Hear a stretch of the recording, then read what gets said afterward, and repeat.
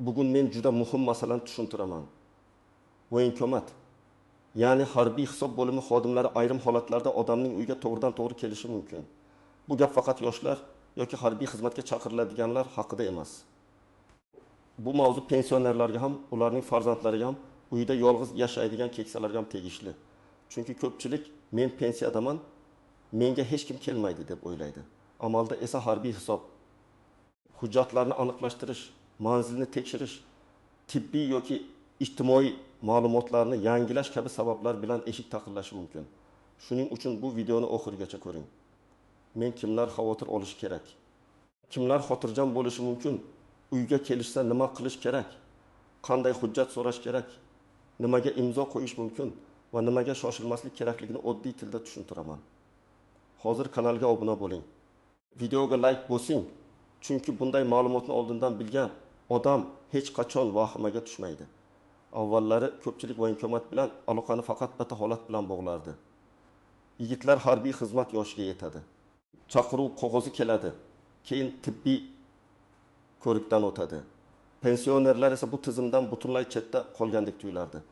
Mening yoshim o'tgan, men xizmat qilmayman, menga voyinkomatdan nima kerak degan fikr juda keng tarqalgan. Lekin harbiy hisob degani faqat xizmatga chaqirish emas. Harbiy hisobda turgan shaxslarning ma'lumotlari yangilanib turishi kerak. Kimdir manzilini o'zgartirgan bo'lishi mumkin. Kimdir pensiyaga chiqqan, kimdir nogironlik olgan, kimdir xorijga ketgan, kimdir vafot etgan, kimdir oilaviy holatini o'zgartirgan. Davlat organlari ma'lumotlarni solishtirganda nomuvofiqlik chiqsa, voyinkomat yoki unga mas'ul xodimlar odamning yashash joyiga kelib aniqlik kiritishi mumkin. Hozirgi o'zgarish shundaki, hujjatlar ko'proq raqamlashtirilmoqda, turli bazalar bir-biri bilan solishtirilmoqda. Masalan, pasportdagi manzil boshqa, pensiya jamg'armasidagi manzil boshqa, mahalla ro'yxatida esa 3-manzil bo'lishi mumkin. Shunday paytda tizimda savol tug'iladi. Bu odam qayerda yashaydi, holati qanday? Harbiy hisob bo'yicha ma'lumoti to'g'rimi? Natijada xodim uyga kelib, falonchi shu yerda yashaydimi? Hujjatlari joyidami? Qaysi holatda deb so'rashi mumkin. Bu yerda eng muhim narsa shuki, uyga kelishning o'zi odamni aybdor qilmaydi. Bu chaqirib ham bo'lmasligi mumkin. Bu shunchaki ma'lumot aniqlashtirish bo'lishi mumkin. Ammo har qanday holatda ham pensionerlar tayyor bo'lishi kerak. Chunki tayyor bo'lmagan odam qo'rqib, tushunmagan hujjatga imzo qo'yib yuborishi, noto'g'ri ma'lumot berishi yoki o'z huquqlarini bilmagani uchun ortiqcha muammoga duch kelishi mumkin. Birinchi navbatda kimlar e'tiborli bo'lishi kerakligini tushuntiraman. Agar siz ilgari harbiy xizmatda bo'lgan bo'lsangiz, zaxirada turgan bo'lsangiz, harbiy bilet olgan bo'lsangiz, maxsus mutaxassislikka ega bo'lgan bo'lsangiz yoki yoshligingizda harbiy hisobga olingan bo'lsangiz, siz haqingizdagi ma'lumotlar voyinkomat bazasida bo'lishi mumkin. Pensiyaga chiqqaningiz bu ma'lumotlar avtomatik yo'qoladi degani emas. Masalan, bir odam 22 yoshda, u 1990-yillarda armiyada haydovchi bo'lib xizmat qilgan. Hozir pensioner, uyda tinch yashayapti. Lekin uning eski harbiy biletida haydovchi, texnika bilan ishlagan degan ma'lumot bor. Agar bazada uning manzili eski ko'rsatilgan bo'lsa, voyinkomat vakili yoki mahalla orqali mas'ul odam kelib, siz hali shu manzildamisiz? Sog'lig'ingiz qanday? Hujjatingiz bormi? deb so'rashi mumkin. Bu uni armiyaga olib ketishadi degani emas. Bu ma'lumotni yangilash bo'lishi mumkin. Ikkinchi misol, 78 yoshli ayol tibbiyot kollejini tugatgan. Yoshligida harbiy hisobga olingan bo'lishi mumkin. Chunki ayrim tibbiy mutaxassisliklar harbiy hisob bilan bog'liq bo'ladi. U pensiyaga yaqin yoki pensiyada. Uyga kelib ma'lumot so'rashsa, u men ayolman, menga nima aloqasi bor deb hayron bo'lishi mumkin. Aslida masala uning harbiy xizmatga ketishida emas, balki kasbiy hisob ma'lumotlari bazada qanday turganini aniqlashda bo'lishi mumkin. Uchinchi misol, bir pensioner 70 yoshda. Lekin uning o'g'li yoki nabirasi shu manzilda ro'yxatda turadi. Voyinkomat vakillari aslida pensionerning o'ziga emas, shu uyda ro'yxatda turgan boshqa shaxsga kelgan bo'lishi mumkin. Lekin eshikni pensioner ochadi. Shunda juda ko'p tushunmovchiliklar chiqadi. Pensioneri meni olib ketishmoqchi deb o'ylaydi. Aslida esa xat uning 25 yoshli nabirasi nomiga bo'ladi. Shu sababli uyga kim keldi? Kimning nomiga keldi? Nima maqsadda keldi? Buni aniq so'rash kerak. 4-misol. Odam boshqa viloyatdan Toshkentga ko'chib kelgan. lekin harbiy hisobini eski joydan yangi joyga o'tkazmagan. U hozir 60 yoshda. Pensiya olayotganda manzil yangilangan. Lekin harbiy hisobda eski ma'lumot qolgan. Bunday nomuvofiqlik aniqlansa, xodimlar hisobdan chiqish, hisobga turish, hujjatni to'g'rilash masalasi bilan murojaat qilishi mumkin. Bu ham jarima yoki jazodan boshlanmaydi. Ko'pincha avval aniqlashtirishdan boshlanadi. Lekin odam e'tiborsiz bo'lib bir necha marta chaqiruvni rad etsa, keyin masala jiddiylashishi mumkin. Kimlar ko'proq xavotir olishi kerak? Men bu yerda vahima qil demayman, lekin hushyor bo'l deyman. Agar sizda harbiy bilet yo'qolgan bo'lsa, eski pasport ma'lumotlari bilan qolgan bo'lsa, manzilingiz o'zgargan bo'lsa, mahallada ro'yxatingiz boshqa joyda ko'rsatilgan bo'lsa, o'zingiz yoki oila a'zolaringiz nomiga chaqiruv qog'ozi kelgan bo'lsa, buni beparvo qoldirmang. Ayniqsa uyda yolg'iz pensioner yashasa, farzandlar oldindan tushuntirib qo'yish kerak. Begona odam kirsa darhol eshikni ochib yubormang. Avval hujjatini so'rang. Kimga kelganini biling. Kerak bo'lsa farzandingizga telefon qiling. Kimlar nisbatan xotirjam bo'lishi mumkin? Agar sizning yosh, sog'liq, hujjat va hisob holatingiz aniq bo'lsa, manzilingiz to'g'ri bo'lsa, voyinkomat bilan bog'liq eski muammo bo'lmasa, faqatgina ma'lumot tekshirish uchun kelishsa, qo'rqishga asos yo'q. Lekin xotirjam bo'lish bilan beparvo bo'lish boshqa narsa. Har qanday rasmiy murojaatda odam o'zini tartibli tutishi kerak. Uyga kelgan xodim avvalo o'zini tanishtirishi, xizmat guvohnomasini ko'rsatishi, qaysi tashkilotdan kelganini aytishi, nima sabab bilan kelganini tushuntirishi kerak. Agar qo'lida chaqiruv qog'ozi bo'lsa, unda kimning familiyasi, ismi, otasining ismi, qaysi sanaga, qayerga borish kerakligi, nima maqsadda chaqirilayotgani ko'rsatilgan bo'lishi lozim. Agar qog'ozda hujjatlarni aniqlashtirish uchun deb yozilgan bo'lsa, bu bitta ma'no. Agar tibbiy ko'rik uchun deb yozilgan bo'lsa, bu boshqa ma'no. Agar harbiy xizmatga chaqirish komissiyasiga deb yozilgan bo'lsa, yana boshqa ma'no. Shuning uchun matnni o'qimasdan imzo qo'yish katta xato. Endi istisnolar, nozik jihatlar va ko'pchilik bilmaydigan holatlarni aytaman. Birinchi nozik nuqta. Uyga kelgan har bir odamni voyinkomat xodimi deb qabul qilmang. Ba'zida mahalla vakili, profilaktika inspektori, pochta xodimi yoki boshqa mas'ul shaxs hujjat yetkazishi mumkin. Ba'zida esa firibgarlar ham odamlarning qo'rquvidan foydalanishi mumkin. Ayniqsa pensionerlar jarima bo'ladi. Hozir olib ketamiz. Pul bersangiz hal qilamiz degan gaplarga ishonib qolishi mumkin. Rasmiy xodim hech qachon eshik oldida pul talab qilmasligi kerak. Agar kimdir pul so'rasa, bu darhol shubhali holat. Ikkinchi nozik nuqta, chaqiruv qog'ozini olishdan bosh tortish har doim ham muammoni yo'q qilmaydi.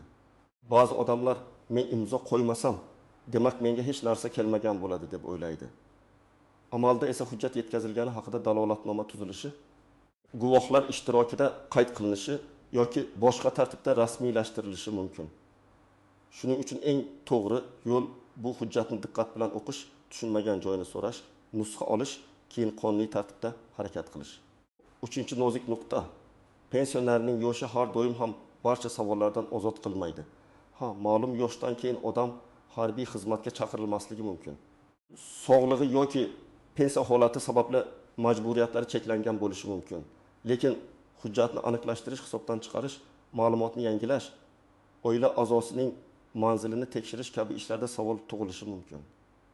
Demak, men pensiyadaman, gap tamom deb eshikni yopib qo'yish har doim ham to'g'ri taktika emas. 4-nozik nuqta. Kasallik va nogironlik hujjat bilan tasdiqlanmasa, og'zaki gap yetarli bo'lmasligi mumkin. Masalan, odam haqiqatan ham yuragi og'riydi, operatsiya bo'lgan, ikkinchi guruh nogironligi bor, lekin uyga kelgan xodimga men kasalman deyishning o'zi ma'lumotni yangilamaydi. Buning uchun tibbiy xulosa, nogironlik guvohnomasi, pensiya hujjati, davolanish varaqalari, poliklinika ma'lumotnomasi kerak bo'lishi mumkin. Shuning uchun pensionerlar muhim hujjatlarni bir joyga jamlab qo'yishi kerak. 5-nozik nuqta. Bir uyda bir nechta avlod yashasa, kimning majburiyati kimga tegishli ekanini ajratish kerak. Otaxon 68 yoshda, o'g'ligar 2 yoshda, nabirasi 19 yoshda bo'lishi mumkin. Voyinkomat vakili uyga kelganda pensioner eshikni ochadi va hamma gapni o'ziga tegishli deb qabul qiladi. Aslida chaqiruv nabiraga bo'lishi mumkin. Bunday vaziyatda xotirjamlik bilan hujjat kimning nomiga? Iltimos ko'rsating deyish kerak. Agar chaqirilgan shaxs uyda bo'lmasa, qachon keladi deb so'rashlari mumkin. Lekin siz boshqa odam nomidan noto'g'ri ma'lumot bermasligingiz kerak. 6-nozik nuqta telefon orqali chaqirish. Messenger orqali xabar yuborish va rasmiy chaqiruv qog'ozi bir xil kuchga ega bo'lmasligi mumkin. Kimdir telefon qilib ertaga voyinkomatga keling desa, avval kimligini, qaysi bo'limdanligini, nima sababdan chaqirayotganini aniqlang. Telefon raqamini yozib oling. Bo'limning rasmiy raqamiga qayta qo'ng'iroq qilib tekshiring. Ayniqsa pensionerlar telefon firibgarlariga ko'p uchraydi. Hozir sizga jarima yoziladi. Kartangizdan pul o'tkazing desa, bunday gapga aslo ishonmang. 7-nozik nuqta imzo masalasi. Imzo qo'yish degani men hammasiga roziman degani bo'lmasligi mumkin. Ba'zan faqat hujjatni oldim degan ma'noni bildiradi. Lekin baribir nimaga imzo qo'yayotganingizni bilishingiz shart. Agar hujjatni tushunmasangiz, matnni o'qib chiqishim kerak. Farzandimga yoki yuristga ko'rsatga haqlisiz. Agar sizga bosim o'tkazilsa, buni yozib oling, guvoh chaqiring, mahalla raisi yoki yaqinlaringizga xabar bering. Endi eng kerakli qismga o'taman. Agar voyinkomat vakili yoki shu masala bo'yicha rasmiy odam uyingizga kelsa, nima qilish kerak? Birinchi qadam, eshikni ochishdan oldin kimligini so'rang. Qaysi tashkilotdan keldingiz? Kimga keldingiz? Hujjatingiz bormi deb so'rang. Bu qo'pollik emas, bu normal ehtiyot chorasi. Ayniqsa uyda yolg'iz pensioner bo'lsa. Eshik zanjirini ochmasdan yoki deraza, domofon orqali gaplashgan ma'qul. Agar shubha bo'lsa, farzandingizga, qo'shniga yoki mahalla vakiliga telefon qiling. Ikkinchi qadam, xizmat guvohnomasini ko'ring. Ism, familiyasi, lavozimi, tashkiloti guvohnoma raqam bo'lishi kerak. Siz bu ma'lumotlarni yozib olishingiz mumkin. Agar odam haqiqiy xodim bo'lsa, bundan qo'rqmaydi. Agar yozma kerak emas, tezroq imzo qo'y desa, bu shubhali. 3-qadam. Hujjat kimning nomiga ekanini aniqlang. Agar chaqiruv qog'ozi sizga emas, o'g'lingizga yoki nabirangizga bo'lsa, darhol aralashtirib yubormang. Hujjatdagi ism, familiyani, tug'ilgan sanani, manzilni tekshiring. Ba'zan bir xil familiyali odamlar bo'ladi. Ba'zan eski manzil bo'ladi. Ba'zan odam allaqachon boshqa joyga ko'chib ketgan bo'ladi. Noto'g'ri ma'lumot ko'rsatilgan bo'lsa, buni xotirjam ayting. 4-qadam. Hujjat mazmunini o'qing. Qayerga borish kerak? Qaysi sana va soatda, nima maqsadda qaysi hujjatlar bilan borish kerak?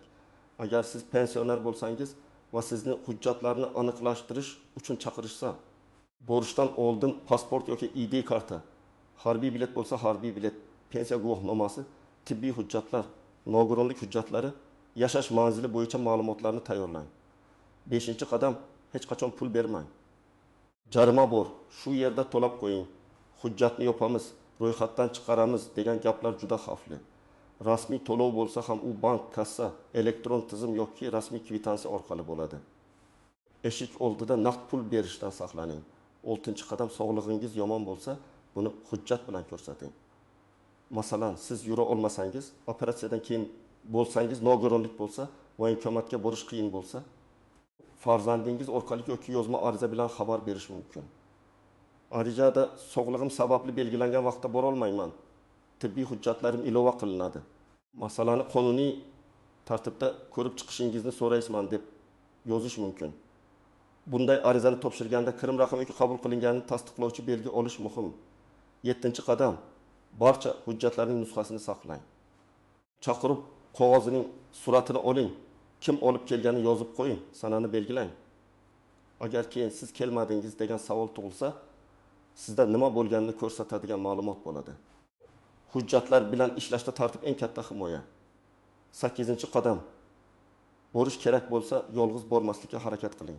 Pensionerlar uchun farzand, qarindosh yoki ishonchli qo'shni bilan borish yaxshiroq. Chunki rasmiy joyda ko'p savol bo'lishi mumkin. Hujjat to'ldirilishi mumkin. Odam hayajonlanib qolishi mumkin. Yonida savodli, xotirjam odam bo'lsa, xatolar kamayadi. 9-qadam, agar hujjatingiz yo'qolgan bo'lsa, oldindan tiklashni boshlang. Harbiy bilet yo'qolgan bo'lsa, topilsa olib boraman deb yuravermang. Tegishli bo'limga murojaat qilib, dublikat olish tartibini so'rang. Pasport yoki ID karta ma'lumotlari yangilangan bo'lsa, harbiy hisobdagi ma'lumotlar ham yangilanganmi? Shuni aniqlang. Ko'p muammo aynan hujjatlarni vaqtida to'g'rilamaslikdan chiqadi. 10-qadam, oila ichida oldindan kelishib oling. Uyda pensioner ota-ona yashasa, farzandlar ularga oddiy qo'yda aytib qo'ysin. begona odamga pasportni berib yubormang. Hech nimaga o'qimasdan imzo qo'ymang. Pul bermang, darhol telefon qiling.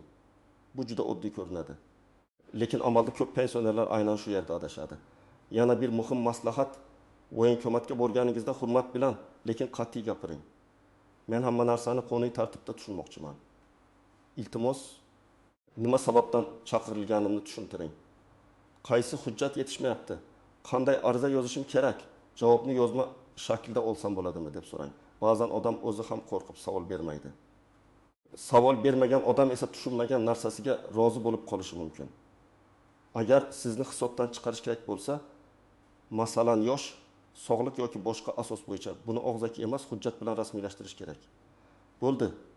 Sizga hech narsa kerak emas degan og'zaki gap ertaga esdan chiqishi mumkin. Har doim rasmiy yozuv, belgi, ma'lumotnoma yoki kamida qabul qilingan ariza nusxasi bo'lsin. Agar sizga nisbatan qo'pol muomala bo'lsa, tahdid bo'lsa, hozir olib ketamiz, qarshilik qilsang yomon bo'ladi kabi gaplar aytilsa, vaziyatni keskinlashtirmasdan xotirjam tarzda guvoh chaqiring. Mahalla vakili, qo'shni farzand ishtirok etsin. Imkon bo'lsa, qonun doirasida suhbat vaqtini, sanasini, kimlar bo'lganini yozib qo'ying. Keyin tegishli yuqori tashkilotga, ishonch telefoniga yoki huquqiy maslahatga murojaat qilish mumkin. Men alohida ta'kidlayman. Voyinko'mat vakilining uyga kelishi har doim ham yomon xabar emas. Lekin bu rasmiy masala. Rasmiy masalada esa odamda 3 ta narsa bo'lishi kerak. Hujjat, xotirjamlik va tushuncha. Hujjatsiz odam o'z gapini isbotlay olmaydi. Xotirjam bo'lmagan odam xato qiladi. Tushunchasi bo'lmagan odam esa boshqalar aytganiga ko'r-ko'rona ergashadi. Pensionerlar uchun eng yaxshi tayyorgarlik shunday. Pasport yoki ID karta bir joyda, pensiya guvohnomasi bir joyda. Tibbiy hujjatlar alohida papkada, harbiy bilet bo'lsa o'sha papkada. Farzandlarning telefon raqamlari ko'rinadigan joyda. Uyga rasmiy odam kelsa, avval tekshirish, keyin gaplashish, keyin hujjatni o'qish, undan keyin qaror qilish. Shoshilmang. Shoshilgan odam ko'pincha o'z zarariga ish qiladi. Bugungi mavzudan asosiy xulosa shuki, voyinko'mat uyga kelishi mumkin. Bu faqat yoshlarni emas, pensionerlarni ham bilvosita yoki bevosita qamrab olishi mumkin. Sabab har doim ham chaqiruv emas, ko'pincha hujjatlarni aniqlashtirish, manzilni tekshirish, harbiy hisobni yangilash yoki oila a'zosi bo'yicha ma'lumot olish bo'ladi. Lekin har qanday holatda ham pensionerlar tayyor turish kerak. Men sizga tavsiya qilaman. Hujjatlaringizni tartibga soling, farzandlaringiz bilan kelishib oling. Begona odamga darhol ishonmang, pul bermang, o'qimasdan imzo qo'ymang, rasmiy hujjat va tushuntirish talab qiling. Shunda hech qanday kutilmagan tashrif sizni vahimaga solmaydi. Sizningcha voyinko'mat vakillari uyga kelganda odamlar eng ko'p qaysi xatoga yo'l qo'yadi? Fikringizni izohlarda yozing. Videoga like bosing, kanalga obuna bo'ling va yaqinlaringizga ham yuboring. Chunki bu ma'lumot ayniqsa pensioner ota-onalarimiz uchun juda kerak.